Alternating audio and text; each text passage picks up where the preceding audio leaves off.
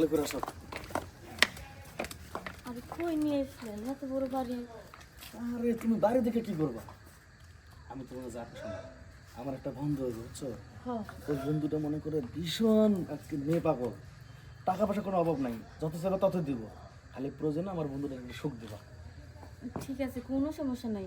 সে যদি আমার টাকা দিয়ে খুশি করে তবে আমি তারে সুখ দিয়ে খুশি করবো। খুশি তো করবোই 100%। আর এই যে আমার বন্ধু আর আমি, আমরা দুজনে কিন্তু যাবো, আর কোনো লোক নাই। আচ্ছা ঠিক আছে, কোনো সমস্যা নাই। আচ্ছা ভিতরে চলো, আমি বন্ধুর আমার ফোন দিতেছি। কেউ তো নাই না।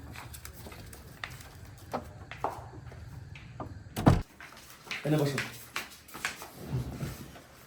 আসার সময় কি কথা বলছি মনে আছে?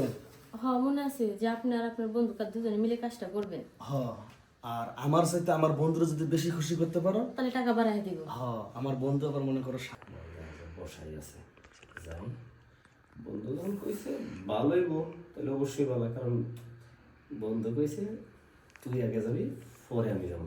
ঠিক আছে, আগেই তো যাবো।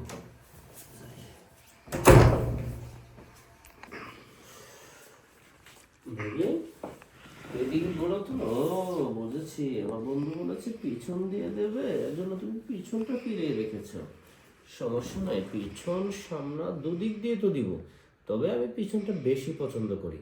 আর আমার বউ আছে না, কখনো পিছন দিয়ে দেয় না, তাই বন্ধুরা বললাম বউ যেহেতু পিছন দিয়ে দেয় না, তাহলে পিছনের একটা আইটেম জোগাড় কর।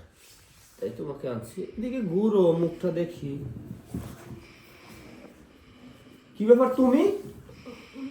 তুমি এখানে? আমি এখানে, তুমি এখানে কিসের জন্য?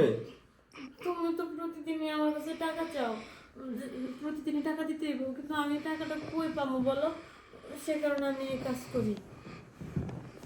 তার মানে আমি নিশাপানির জন্য যে টাকা পয়সা নেই, তুমি কি ওইগুলা এই কাজ করে না দাও? তাছাড়া তো আমি আর কোনো কাজ পারি না, করতে পারি না, কি করবো? আর তোমার তো টাকা না দিলে তুমি তো বাড়িতে অশান্তি লাগাই দাও।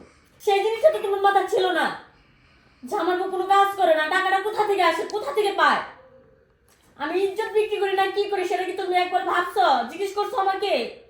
যে দিনের পর দিন রাতের পর রাত আমি কই থাকি, তোমার শুধু টাকা লাগবে, তোমাকে আমি টাকা দেই।